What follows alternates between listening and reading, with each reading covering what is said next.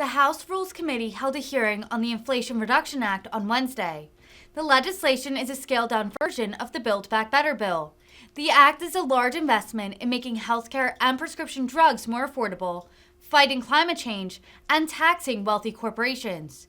During Wednesday's hearing, Congressman Joe Morelle specifically discussed drug pricing in the bill. The New York Democrat called lowering costs of prescription drugs, quote, delivering real relief for families. Mr. Morelle. Thank you, Mr. Chairman. I want to start by associating myself with your comments at the outset about our colleague, Ms. Walorski, and her staff, and keep them in our thoughts and prayers. And I'd like to thank the witnesses for coming before the committee this afternoon. Chairman Pallone and Yarmouth and Beyer and Ranking Member Smith. It's great to have you all with us. You know, I'm as I've heard this discussion this afternoon, I'm sort of reminded of that old quote from Shakespeare. Only in this case, it's the GOP instead of my lady. Does much, methinks. I actually disagree with Ranking Member Smith. I think this is exactly what the American people want. I think it's what they want us to do. And I think we'll find over the next several weeks as people begin to digest the elements of this, I think you're going to find that there is widespread support for it. But I want to take a moment. I think all the discussion has been very illuminating. You've sort of gone through each of the parts of the bill. But I wanted to take a moment to focus on one of the things that I'm most focused on in talking to constituents and what I've heard for now years, and that's the measures to cut the cost of prescription drugs. And for years, we've been lamenting this skyrocketing costs of prescription drugs, how much this takes out of a family's budget. We've talked about how exponentially more expensive medications are in America than in most of the industrialized world. And we've seen the devastating toll it's taken on our constituents who are forced to either ration medication or skip doses because they can't afford to refill their prescription. Earlier today, I was with a constituent, Susan, who I didn't ask her, but is likely a Walmart shopper. Susan is 72 years old. She's not working, not because she gets to enjoy a comfortable retirement, but because of disability from spinal stenosis, a condition that puts significant pressure on the spinal column and greatly restricts movement. On top of that, Susan has diabetes and a host of other medical challenges, no doubt made more difficult by the spinal stenosis. She relies on 10 different medications. The cost is astronomical. She used a term today in our conversation that I had not heard before, drug hopping. She said she does a number of things. First is she'll take half a pill instead of a full pill. She'll also go through the 10 different medications that she's on, and she sort of prioritizes what she can take at any given moment. She has a heart condition, so she takes the heart drug every day, she said, because she wants to keep on living. The other drugs she sort of parses out, not according to the dosage given to her by her doctor, but what she can afford.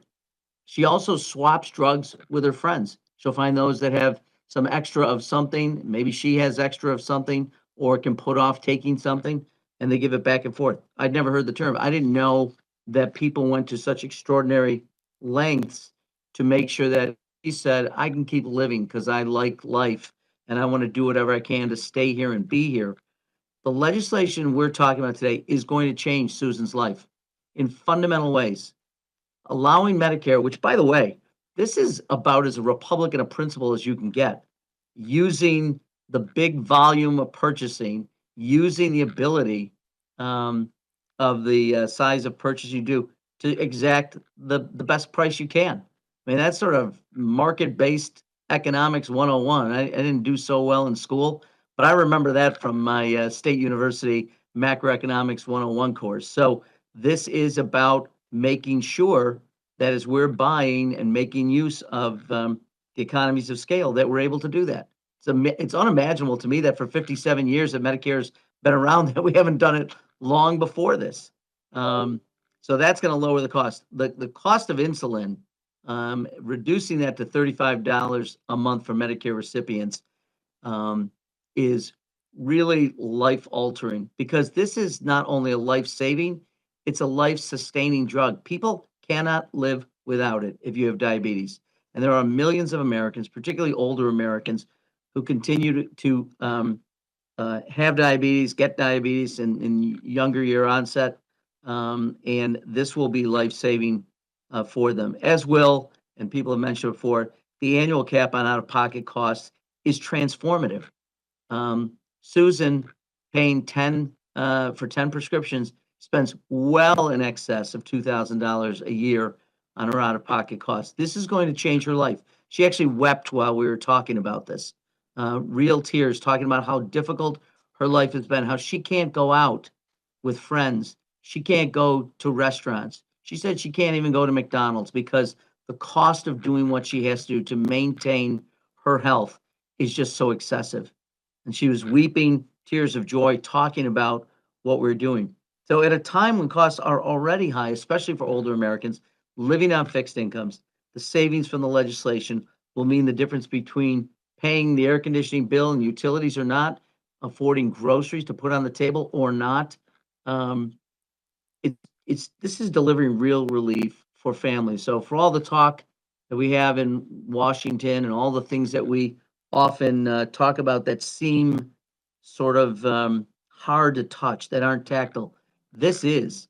And I know Susan and all the other seniors that I met with this afternoon desperately want this. There's much more to do. I think others talked about it, particularly on the private insurance side, to again use the size of purchasing power to drive down the cost of prescription drugs.